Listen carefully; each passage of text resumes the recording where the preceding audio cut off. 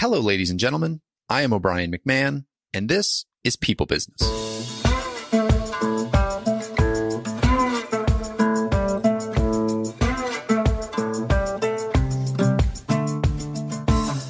In this episode, I am joined by Alejandra Ramirez, an internal communications strategist who's a veteran culture builder with nearly 2 decades of experience helping organizations align message with meaning. She founded ReadyCultures to help leaders communicate in ways their teams can actually hear, trust, and act on. With deep expertise in crisis communication, executive messaging, team alignment, and scalable systems, Alejandra offers practical solutions for organizations struggling with misaligned messages and disconnected teams. Rooted in the belief that a better culture begins with better communication, her approach blends strategy with empathy, helping leaders build trust, reduce burnout, and create sustainable cultural change that fuels both impact and well-being. There is not a company that I have talked to in the last year, probably, of recording this that has not in some way voiced an issue with internal communications. Either they're not reaching people the right way, or as effectively, people don't understand the value of programs that are being offered internally. People are making up their own stories and not buying into the culture and the messaging that is being created at companies. There's all kinds of different issues that are happening right now. And this was a really fun conversation where we went really deep. We started with crisis communication. So how do we communicate when things go bad? And as Alejandra points out, it often is about how you're communicating before things go bad that impacts how people respond to your communications when things go bad. There's a ton in here for everyone who leads a team, for anyone who has to communicate anything internally within an organization. This is not a skill set. And by this, I mean communications is not really a skill set that a lot of internal leaders are taught. And so I was excited to have Alejandra on the show and go deep here today. Hope you enjoy it. Here is Alejandra Ramirez.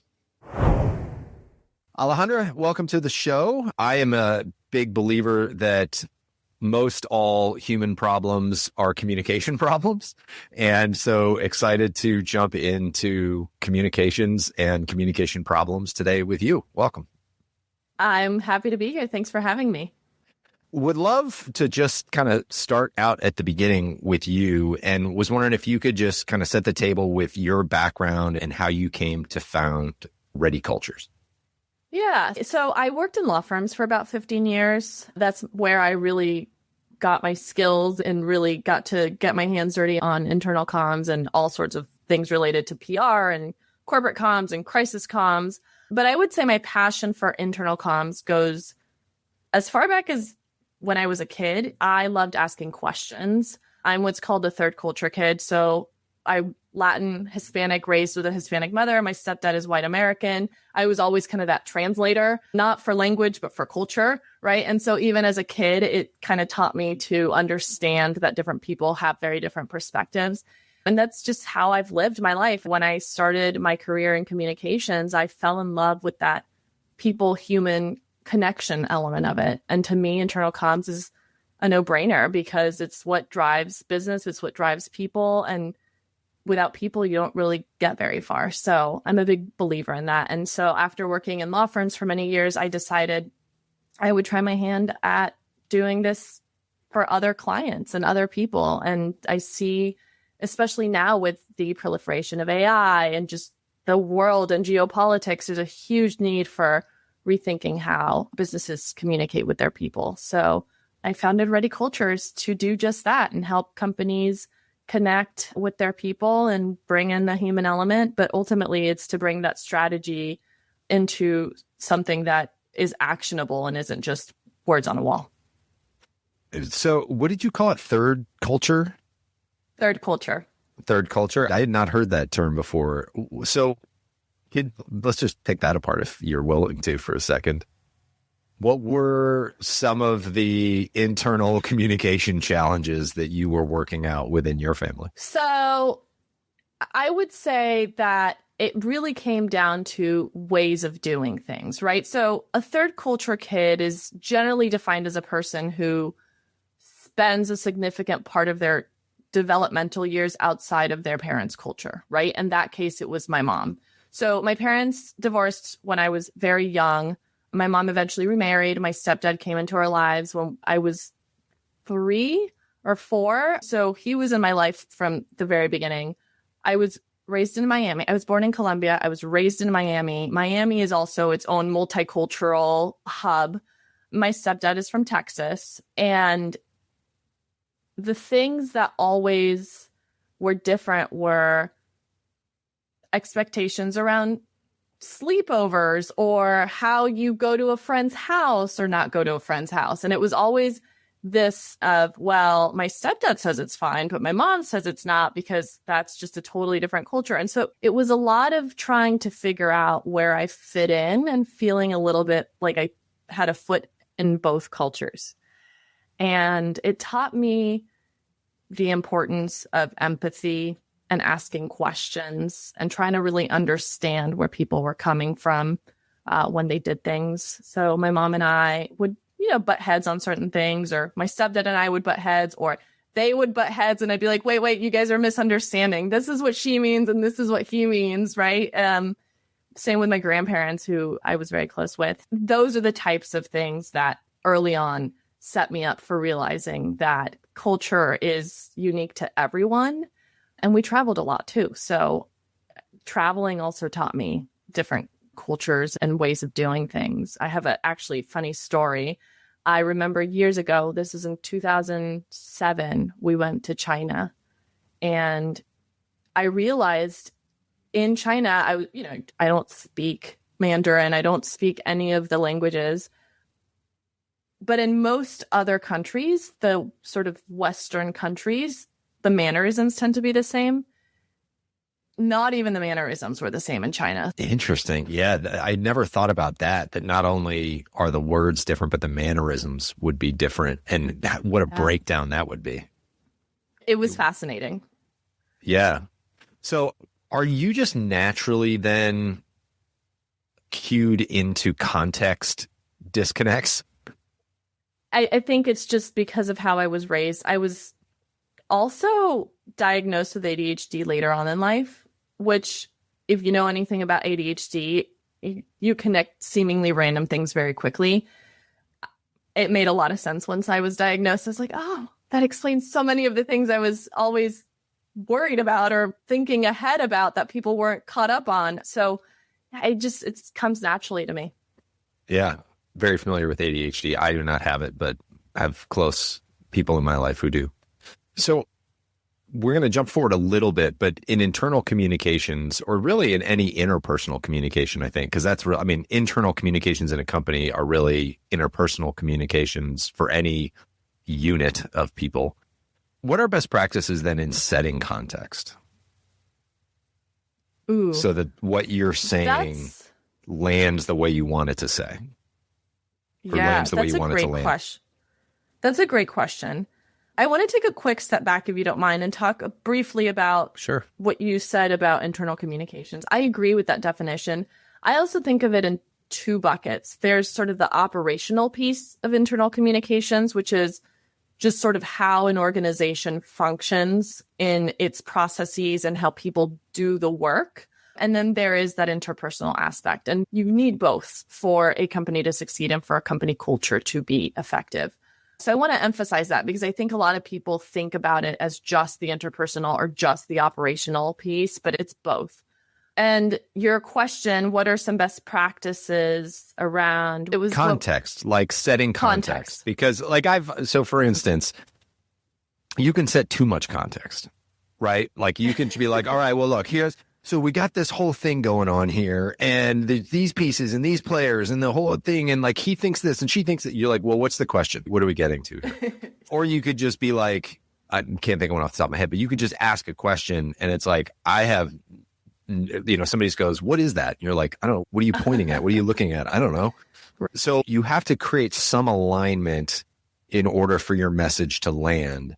And I was just wondering, like with your background, if you had any advice for that kind of context. Maybe you don't. Maybe it's a weird question, but.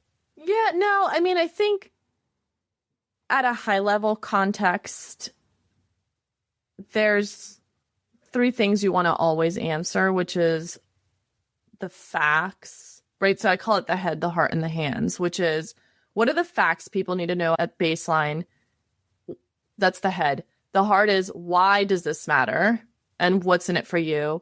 And the hands is this is what I need you to do. And so it's maybe not directly answering your question, but it does address the fact that you can't over-explain and you certainly can under-explain. So you want to find that middle ground. And that middle ground is if you're answering the basic what, why, and how, you're usually going to give enough context to at least give people a sense for what it is this thing you're talking about is or what you're doing. So say, for example, you're rolling out a HR tool, like a new onboarding tool. The context there is, well, it's a new tool to do what? And why is the tool important? And how is it going to change your work? So I don't know if that answers your question, but that's, no, I think to me, it's an important piece of it. No, I think that makes a lot of sense. As long as you're hitting those buckets, you'd be good. It does lead to a second question, though, again, to like something like what and why you could get a big answer. Editing. So I like writing. I've talked on here. I write on the side for fun. And like any creative writing piece is really a creative editing piece. It's like you spend a certain amount of time writing a message or writing something, a poem, a book, a short story, whatever. And then you spend way more time editing it down to actually have it say the thing you want to say. And when it comes to internal communications, I don't want to ask what are best practices, but like, how do you think about creating the actual message versus editing that message? And like, what do people get wrong about that? I think people over-rely on templates and over-rely on best practices. Yeah. Well, and editing too can help you get rid of the jargon as well. Oh, yeah. It's easy to have and listen, I worked in law firms where I'm used to the legalese and the legal speak and trying to take that and translate it into something that's for your average everyday person. So editing is a big part of it. People forget that. Yeah. I think I've told this story on here maybe once in one episode, but I was mentoring a guy and he was going to reach out and talk to a prospective client. He was in sales and he was like, what I want to say is blah, blah, blah, gobbledygook jargon. And I was like, okay, here's what you just said. And he's like, okay, that sounds terrible. And we spent the next 45 minutes of me just going, here's what you just said. And him going, that's terrible. And trying it again. And he just could not get out of his own way with wanting to sound a certain way. And he felt like he had to sound a certain way. But when it got played back to him, he agreed. I mean, he agreed right off the bat. Like, I didn't have to convince him it didn't sound good. He was like, okay, no, that doesn't sound good if I'm the audience member. And finally, he just goes, damn it, O'Brien. What I want to say is blah, blah, blah. And he just let it rip. And I just said, yes. And he was like, what do you mean, yes? I was like, that is exactly what you should say. And he was like, what do you mean? And I was like, that was the most authentic. We've been sitting here 40 minutes and that was the most authentic thing you've said. And so I struggle because I've seen people do this all the time and I struggle with how to get people to have that breakthrough. And because we all get caught up in it at some point, but like being willing to break through the corporate speak and get back to just like fifth grade human words is so important. It really is. And I always like to say, put yourself in other people's shoes when you're writing, right? And say, if I were in their shoes, would I like this? Would I understand it? Would I care about it?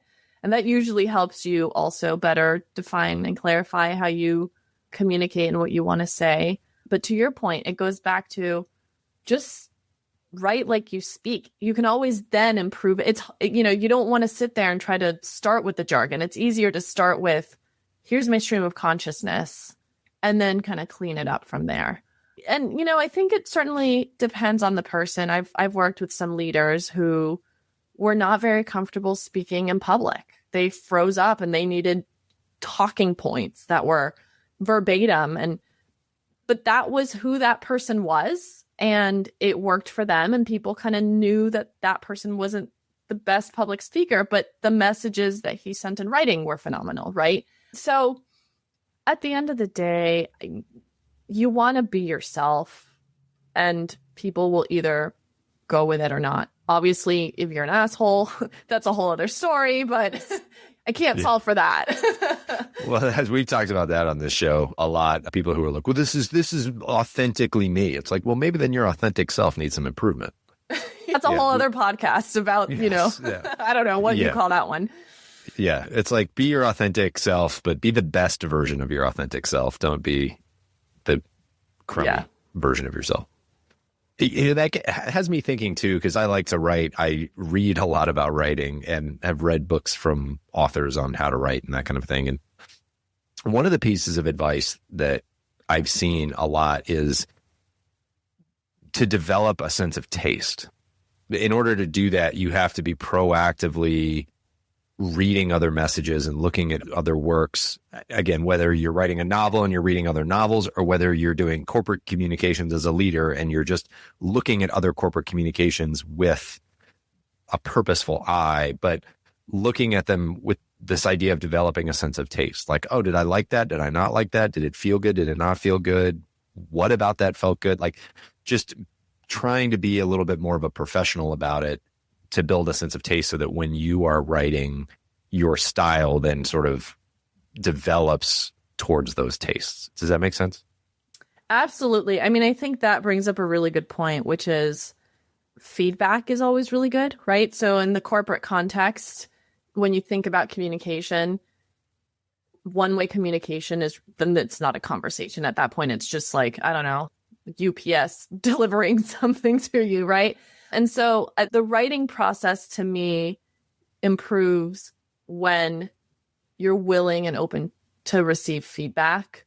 But the reading piece is important too, right? So if you are the leader of a company or the leader of just, a small team within a company, your responsibility is to be as informed as possible. And that comes with reading about what's going on in the world, but then also reading books that teach you how different people write and speak. And all of those things are important to helping define you and your voice. I also enjoy writing, and I enjoy fiction writing. And the best thing to do is read other people's books and know which ones I hate and which ones I love. So the same thing applies in the corporate world as well.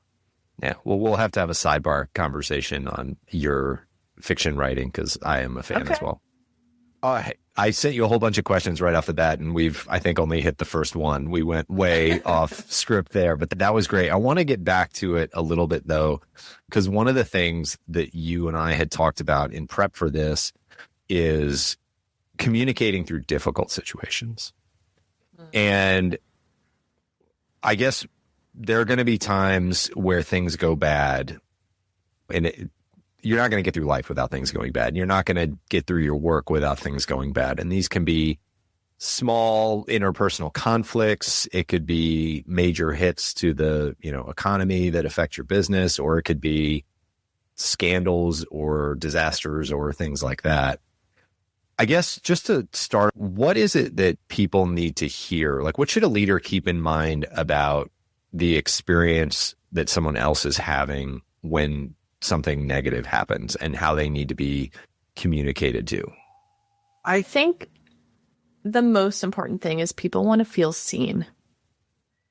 And too often companies are so focused on, what do we tell the press? And what do we tell our clients? And what do we tell all these people? What are they going to think? And somehow the employees get forgotten, and the employees hear about it because of a press release that went out, or because of a news segment that someone did. And I think that creates this idea that I'm just here to do the work and nothing else, and no one cares about what I do. And I'll give you an example of that. There was a recent letter to employees that was leaked that United's CEO wrote, with all this Newark flight disruption stuff going on. And obviously it was written to be leaked, so it was written with a very different audience in mind. And it was obvious because it missed all of these points, like, hey, we know you're understaffed and you are working really long hours, and we see you and we recognize that you're doing that, and we want to thank you. It didn't say that. It just said, well, everything's safe and flights are still happening. And I mean, it was informative to someone externally, Now, obviously, I'm not privy to what maybe they have done separately and internally already, but to call something like that a letter to employees, I think misses the mark because people want to feel seen. Think about anytime you've been anywhere, whether it's work or a sport or anything that involves a group setting. Even think back to school, right? Where it's like, those people where it's like the group project, there was always the one that did everything and everyone else. You want the recognition. And if you don't get that, you're going to lose people and lose that connection. So what about when we're delivering bad news? Because I mean, on the one side, it's great to deliver recognition when things are going well, but when things are bad and they're not going to immediately turn around, like how do we communicate through those types of periods? I would say transparency is key, right? So a lot of times things are moving quickly because you're in the middle of a crisis. Let's say a cybersecurity breach. Let's just use that as an example. Things are changing. You don't have access to computers. People need to know how to do the work and get information out to clients. Ideally, those things are evolving so quickly that you need to evolve your message with it. And the transparency and the consistency are going to be key because people want to know that they have a direction and they want to feel like they have someone they can trust. And you have to be that North Star and you have to be that person who can say, I don't know the answers right now, but I'm looking into this and we know that this is a really big deal that may affect how you're doing X, Y, or Z. We will be updating you every day at this time. And if anything newer happens before then that's of importance, we will let you know sooner. But to me, that transparency is really important and honesty, right? I think a lot of times companies try to sugarcoat something that's very obviously not ideal. So thinking layoffs, for example, two companies merge, you bring two cultures together, inevitably you're going to have some redundancies. The email that sometimes goes out is like, we're so excited for our new brand and thank you to everyone. And your manager will speak to you soon. And then the manager hasn't been prepped. And then the manager's like, well, I don't know. Is my job even safe? And it misses the mark. People want directness. People want honesty and people want to know what's happening. If you sugarcoat things, it just doesn't land. They won't trust you. But I feel like so many leaders, though, who are communicating these things, there's a thought process where it's like, yeah, we're going to deliver bad news, but I don't want to tell people, hey, we're going to tell you bad news and then not have the bad news to tell them. Let us figure this out and then we'll come out. And then that thing might take an extra week longer than they thought it because there was some stuff they weren't prepared for, and now suddenly everybody's sitting there with a gap. And then they're like, great, now here's this thing. Let us roll this out. And it just whiffs and misses. So I guess what's the balance between having it figured out and communicating the bad news? Like, are people going to freak out if you say, hey, there's some bad news coming, this is kind of what we're thinking, but we're not sure how it's going to play out yet? Does that create more angst in the system? Well, yes, it can. I mean, I think it's so scenario dependent, right? Because if it's layoffs, you're not going to be like, well, there's really bad news about your jobs, more to come. They're going to be like, oh my God, am I on the chopping block? That's a scenario where you want to be upfront and say, layoffs are happening. We've identified who those people are. And in the next 24 hours, you're going to have something. And unfortunately, sometimes those scenarios is why they wait to just pull the Band-Aid off and it just happens when it happens. That's a probably sort of one-off scenario, but other examples, let's use AI, because I think in some scenarios that can be seen as bad news, right? It's replacing you. It's AI first. You can see Duolingo's recent announcement about that didn't really land very well. That's a good example of why you also need strategy, because it needs to tie back to something. So even if it's bad news based on something or grounded in something. And I think a lot of times businesses miss that piece. So they'll just say, oh, this is happening or more to come or whatever it may be. And they miss the so what or the why. And I think that's also really important. That's a great point, though, because I've interviewed companies on here that really use their values in the conversation all the time. And we all know companies that don't. And I think that's one of the benefits of doing it is even when you're delivering bad news, you can say through this lens, we've made these decisions because everybody knows these are the things that are important to us. Right. And those decisions, as much as they hurt or stink, people understand. And they understand why another human being could make those decisions. There's authenticity to the decisions. Yeah. I mean, people just want to understand. They want to know what or how things are going to affect them. And that's why that strategy is so important, right? So in my mind, internal comms is that bridge between the strategy and the action. So without a strategy, you don't have much to say, and therefore the action is going to just be kind of chaotic. So the strategy is key, and consistency of that is key. If you're true to your values, you're going to talk about them and tie the actions back to those values. Without that, people are going to very quickly start to lose trust. Why are we so bad at this? I ask myself that almost 10 times a day. Yeah. Because part of me thinks that we've gotten a bit lazy on the critical thinking side of the house, right? So it's all about just work for the sake of work, and busyness is a badge of honor, and all of these things that you kind of lose sight of why you're even doing what you're doing. And sure, you know, there's people who are like, well, you've got late stage capitalism and, oh, it's profits only. And there certainly is some truth to that. But I think people it's bigger forget. than that. Right. And that's my point. I think that it's a much bigger element that comes from a lack of communication, a lack of connection, and a lack of understanding why certain things are happening. I mean, I'm curious to know what your perspective is on that.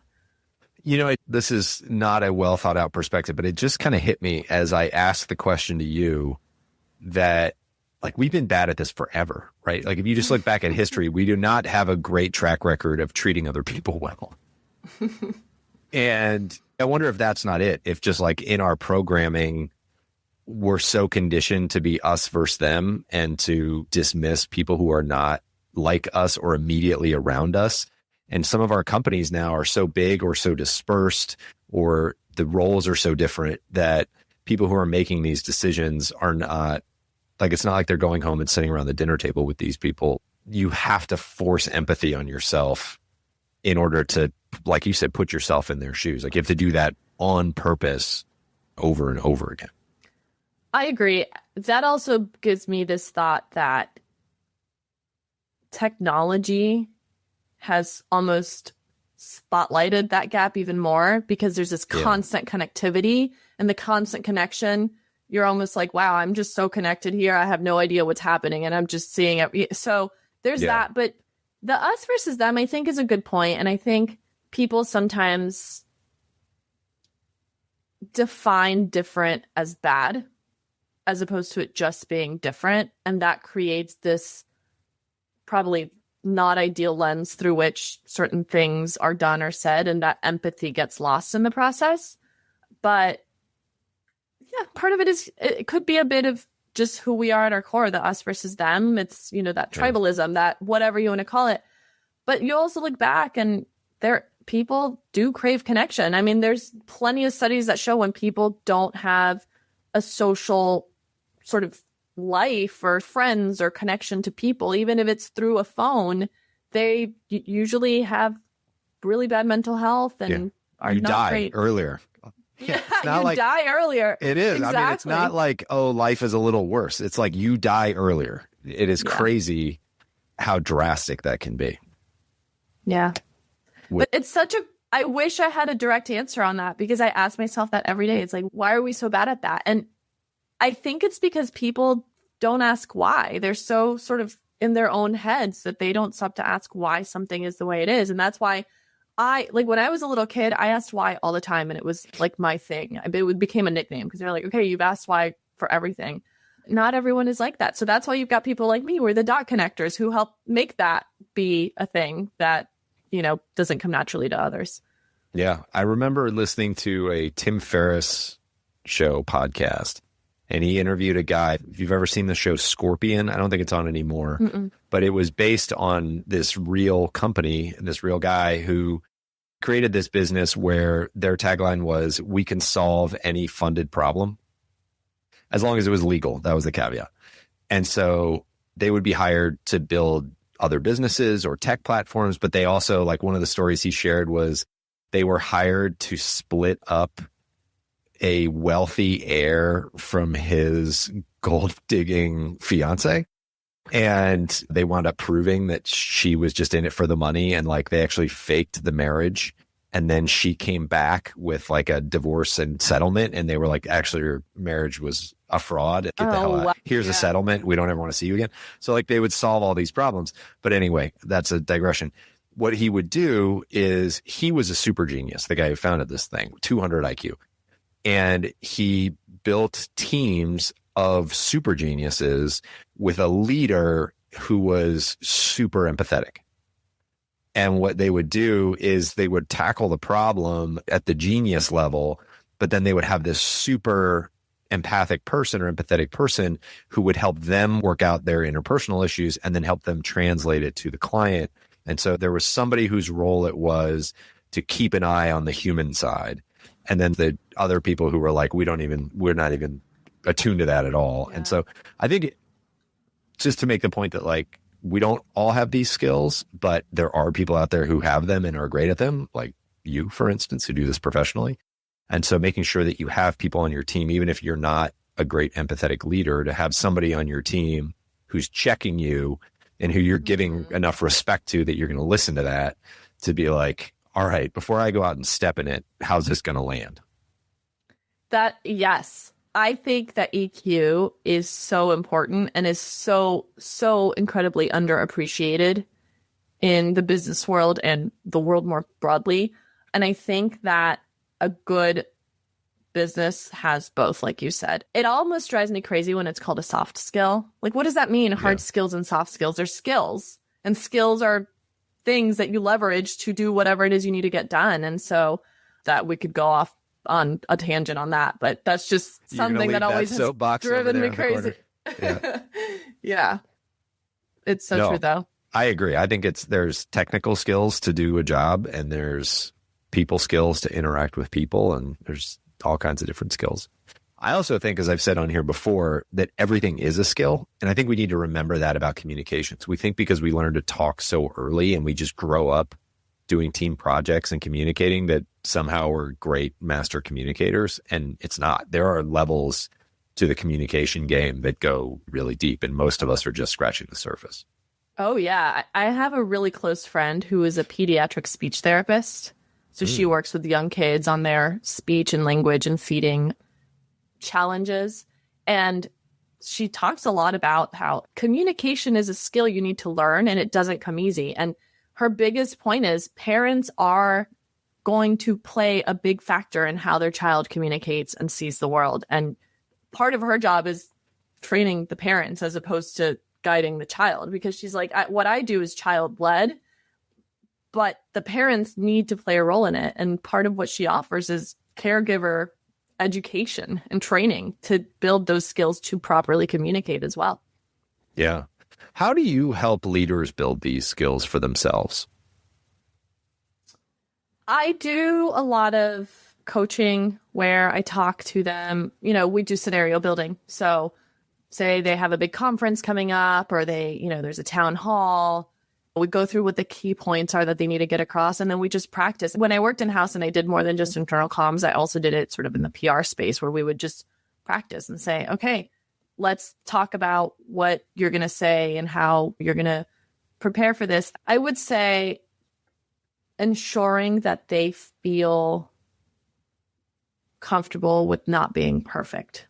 I think a lot of times leaders come into things thinking, well, I'm at the top of the company, or I'm at the top of the department, and everyone's going to see me as needing to know everything. And so I always like to level set and say, you're human too. You are not perfect. And if you start with perfect, you're setting yourself up for failure. So that's a big piece of it as well. What's the right mix there? How imperfect can a leader be? If you don't prepare, you clearly don't care, right? So there is a balance of, you want to be prepared, you want to practice, you want to have a sense and understanding for what you want to say. That's important. But equally important is making sure that you're not to the point where you're like, oh my God, I haven't memorized a speech, and if I miss a word, it's going to go completely sideways. So I would say it's equally important on both ends. And it goes back to strategy. When I talk to leaders, I always ask the basic question, which is, what are you trying to achieve? Like, what does success look like to you? What do you want people to walk away feeling and thinking and doing from whatever it is you're communicating to them? And if you can answer those questions, you can better think about how you want to speak and talk to them. The other thing I also say is, instead of thinking of yourself as someone who's going to just go and give a speech, think about it as an opportunity to educate others. Think about, are you giving the knowledge that you have to others through whatever it is you're saying or speaking? And when you position it that way as more of like a teacher versus a orator, it changes their perspective a lot as well. So you said preparation there a couple times. What does good preparation look like? And I guess, like, what's the minimum level of preparation? Because everybody's busy. We're all running around. It's like, look, I don't have 2 weeks to get this thing ready. We got to get it out by Friday. What's the minimum level of preparation that people should be thinking about? Well, so it's certainly a muscle that you need to build. And I've worked with some leaders who are just naturally great at it. They just are. At practice? They are ones naturally great at speaking and presenting and building presence in a room. That is usually easier because they're usually the ones who also understand the subject matter better. I've noticed, I don't know what or why that correlation is. Like a musician, it's like, if you know the rules really well, then you can break the rules. Exactly. And so I would say that practice is an ongoing endeavor, meaning, sure, yes, you have a conference coming up, or sure, yes, you have a town hall, but ultimately you want to be fluent in the language of your strategy, which we spoke about, right? Because if you always have that strategy as the guiding light, you can riff on the other pieces about how you're going to say it and get to it, right? And so you have to be constantly aware of where you're headed and what you're trying to get across. Without that, you're just kind of riffing, but not, it works for musicians. It doesn't work for a business that's trying to get somewhere. So it's a muscle you build, and it's a muscle you have to constantly think about and ask yourself, how is what I'm doing and saying tying back to that strategy? And how is what I'm doing and saying going to present itself when I am saying what it is I'm saying? Does it sound like me? It goes back to that authenticity. Are you just corporate jargoning your way through it? So all of those are elements that you need to think about. Have you ever taken any improv classes? I have. They're so fun. I sense some hesitation in that answer. No, I'm Okay. just, I no hesitation. No one's ever asked me that, but I have. I've done some improv classes, not many. I actually did a few in college, probably 2 or 3 about 5 or 6 years ago. They were so much fun. And they're a great way to get comfortable with the unknown and become. Have you ever had your clients do improv class? No, I never have. We've talked about it. It's never something I've required. I've brought it up, but it is certainly a really great tool. Because I hear on both sides, I hear both things being important. One is, let's get crystal clear on the message. Let's get the foundation of what our values and tenets are, what our strategy is that we're going to then base our communications off of. Let's practice how we're going to communicate, and let's just lock this thing in. And then on the other hand, it's, let's know that, but let's be willing to pivot. Let's be willing to say something that's imperfect, to go with the flow, to let the humanity come out. And so it's that balance, and people who listen to the show know that I'm a big fan of navigating between the polarities, right? There's, on one hand, there's preparation and focus, and on the other hand, there's improvisation and humanity. And the best communicators navigate between those two poles. Yeah, 100%. there's no such thing as perfect, right? It goes back to what I was saying. You can't assume perfection because you're just setting yourself up for failure. Nobody's perfect. That's insane to me that people would think that. And the black and the white, the, yes and the no, the yin and the yang, those are all very extreme sides to be on. And it goes back to also like your point about EQ, right? If you're balancing out a team, you want both. You don't want just the people who, are really technical. So that balance is certainly, I think, essential to the success of anyone, anywhere. It doesn't just have to be a leader, just in life generally. What do we think about who delivers the message? How do we decide who is the right person to deliver a certain message, especially one that might be a little trickier? So this goes back to a point I made earlier, which was the two buckets of there's the operational piece and then there's the interpersonal piece. And this is where I bring up the operational piece a little more closely. So one of the things I offer is an audit, which is essentially I look at a company's message, I look at a company's tools, and I look at a company's feedback loops and channels through which they communicate. And it's hard to say who delivers it because every company is different, every culture is different. And so I always say, go back to the basics and think about what are the things that you generally communicate about on a day-to-day and then at a crisis level, right? And then what's the cadence under which you want to do that? So those are, when I said best practices I hate, that's an example of something where you can, again, the polarity is right, where you can. You're allowed to have some best practices. It's okay. Yeah, exactly. You're allowed to have some best practices, but they're a guide, and having that up front makes the decision about who sends what easier when the time comes to determine that. So I'll give you an example. I worked on a business continuity plan with a client once because they had gone through a mini crisis. Luckily, it wasn't anything major. And they realized in the moment they didn't know what to do. And they were like, we had no idea. We didn't even know how to communicate with people. So I came in and I essentially did an exercise with them where I said, okay, let's define what a crisis actually is for you. Some people don't consider certain things a crisis. Let's identify where they think the trust lies at a company. Is it a top-down company when they communicate, right? Does it all come from the CEO? Or is it a staggered approach where it, gets sent to the middle managers and then the managers? All of those things we determined. And then we said, okay, if this scenario happens, we know that the person who decides and says things is going to be the CEO. But if it's this, it's probably better if it comes from the CFO, or it's probably better if it comes from your manager. And so those are questions that you certainly should be addressing and asking before you deal with a crisis. Now, in scenarios where maybe it's not a crisis or bad news necessarily, you do want to do that exercise on a regular basis because generally speaking, at a company, you have a set type of communication or types of communication, right? So there's your annual insurance updates that need to, sort of HR. Then you have financial updates. Then you have news about new hires or more business related things. All of those at each company are communicated by different people sometimes. And at some companies, it's communicated all by the same person. So having a plan around what that looks like, you want to do that before you start communicating anything. Okay. Does that answer your question? I know it doesn't say like the CEO is the answer because every culture is different.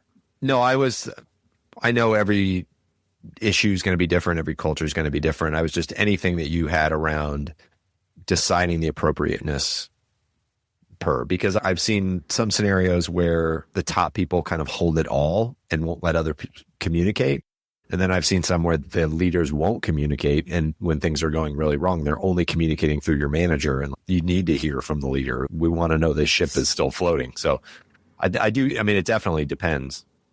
I would say the feedback piece is important. So when you send out a communication, try to get feedback and see what people said, because people are like, why did I just waste my time at a town hall to hear about this from this person when I could have gotten an email about it? That gives you a sense for how people want to get information at the company. And the audit I mentioned I do looks at that very closely to understand that. And that helps hopefully make that decision. Yeah. I've got a couple other questions for you as we go here. How do we recognize when something small needs to be addressed publicly before it becomes something big? Ooh, that's a really good question. I think this goes to that sort of undercurrent piece that people sometimes miss and why you need someone who can connect those dots. And a lot of companies I've noticed have started hiring internal communications people because I think they realize they're missing that. Wow, that's a great question. I would say that you kind of just feel it. I know that sounds kind of woo-woo, but you kind of just feel it and it feels different. So it could be that there's a lot of silence around whatever that little thing is. The silence is kind of saying something to you. So I don't know if you want to use a specific example, but maybe it's that someone you hired is maybe not the best hire and is kind of not a great manager and is kind of just terrible to people. But this person is very popular in the world in which your company lives in, and it was so revered, and you're getting feedback from employees that, gosh, this person's terrible. I hate working with them. But you also recognize that the person is so well liked. How do you address that? Do you address that publicly? I would say yes. I would say you need to go back to your values again and your strategy. Does what this person is doing go against what your values are? Then you probably want to do something about it. And if not, then you want to rethink your values because you're clearly not living up to whatever that is. And so to me, it goes back to, again, defining who you are at your core, but then also acting on it. Yeah. And not just, right? To me, internal comms, people easily always think of it as an email or the words that come out of your mouth, but it's also the actions.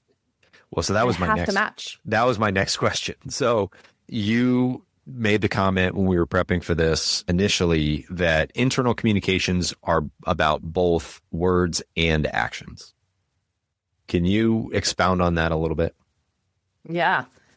Because internal communication is that bridge between the strategy and the action, right? You have an idea, you want people to row in that direction. How do you get them to row in that direction? Well, you communicate to them, whether it's in writing or in many other ways. But if you are saying that you are transparent, we value and we are a culture of transparency, but then you never send email updates about anything. People find out about it either through the grapevine or through a press release. That doesn't match. And people always will go to the actions. What's the saying? Do as I say, not as I do. Yeah. So to me, people who say that, think about it as a parent. Like, you say, don't do this. And the kid's like, well, but you do it too. And you're like, no, but I want you to do as I say, not as I do. It never lands, right? Yeah. And so the same approach happens in a company. People look at your actions. And if your actions are not matching what they're hearing, it's what you're modeling, right? And so internal communication can't be this like Band-Aid to a bad culture or bad leadership. It's just meant to communicate what it is you're trying to get across. Yeah. Same with the idea of collaboration. If you claim that you're collaborative, but then only promote people who are hoard all the work, that's going to say something.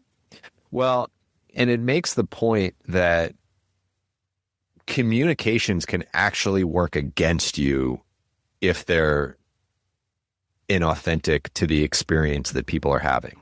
I think people often think of like, oh, we got to figure out what the right thing to say is here, not realizing that the right thing to say, if that's not the way you actually act and the way you actually make decisions, it's the wrong thing to say.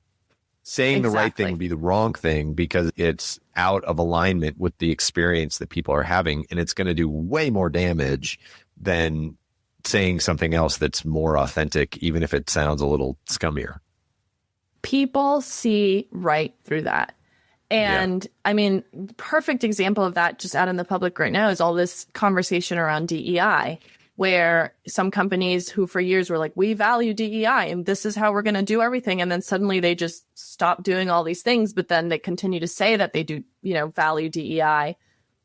people are like, no way. I mean, Target's facing 12 straight weeks of foot traffic going down.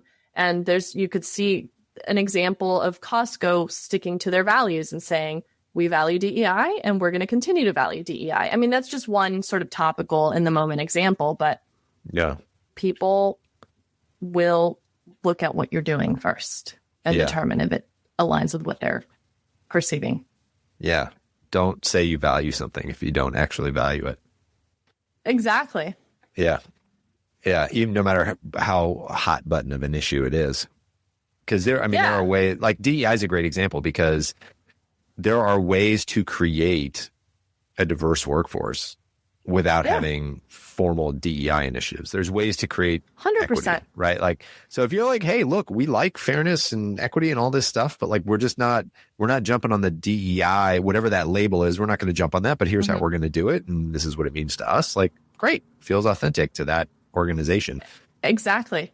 You don't have to jump AI is another example, right? If it's like, well, we value all the work you do. And then suddenly you're like, oh, we're replacing all these jobs with AI tools.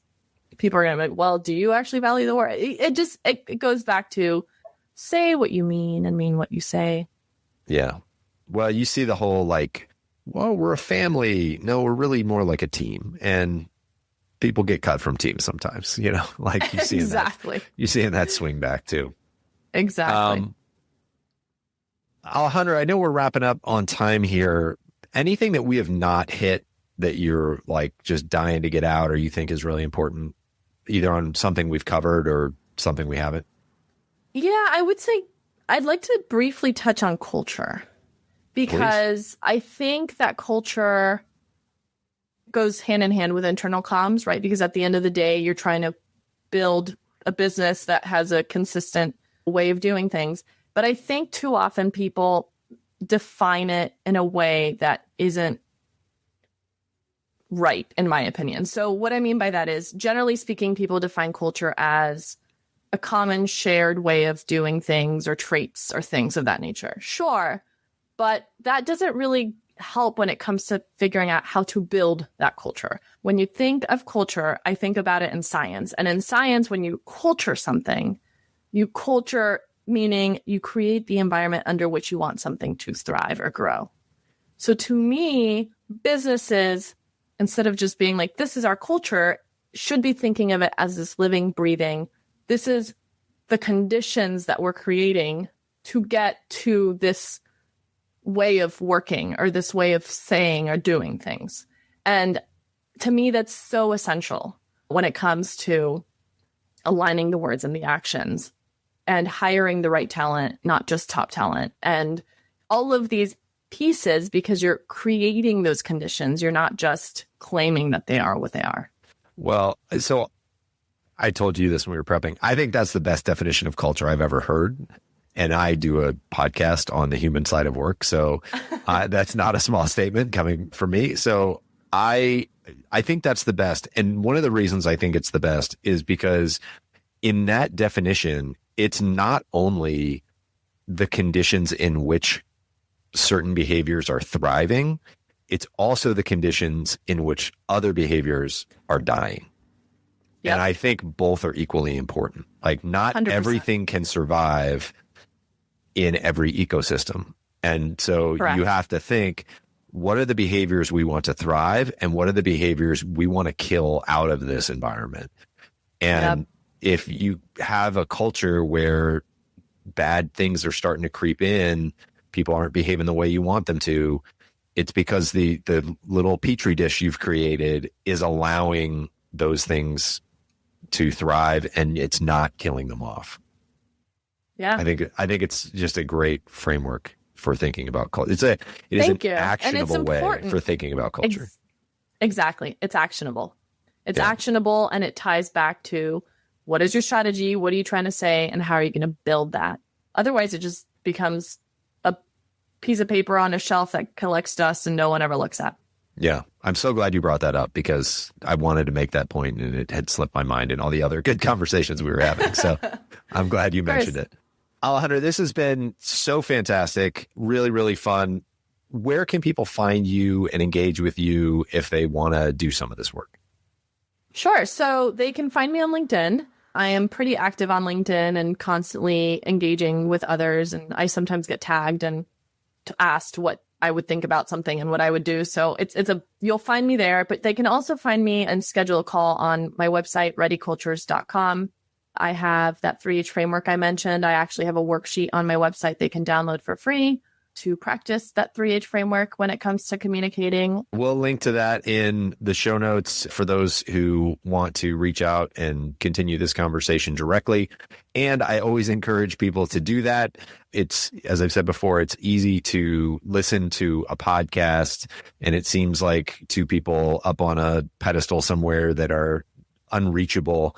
And I just always want to remind people, like, the whole point of bringing experts on here is that this is what they actually do, and they are engaged in helping people like you listening solve your problems. Just want to remind people that if they're vibing with the guests, please do reach out. Alejandra, this has been fantastic. Thank you so much. Thank you to everybody who is listening, and I hope this has helped you improve your communications. I think it's also important to remember that communications happen between any people, any two people or any group of people. And the stuff that we're talking about here is just as valuable in how you're leading and communicating with your family or your church group or your soccer team or anything else. So, the communication is a human challenge. Yeah. Thank you so much for having me. This was fun.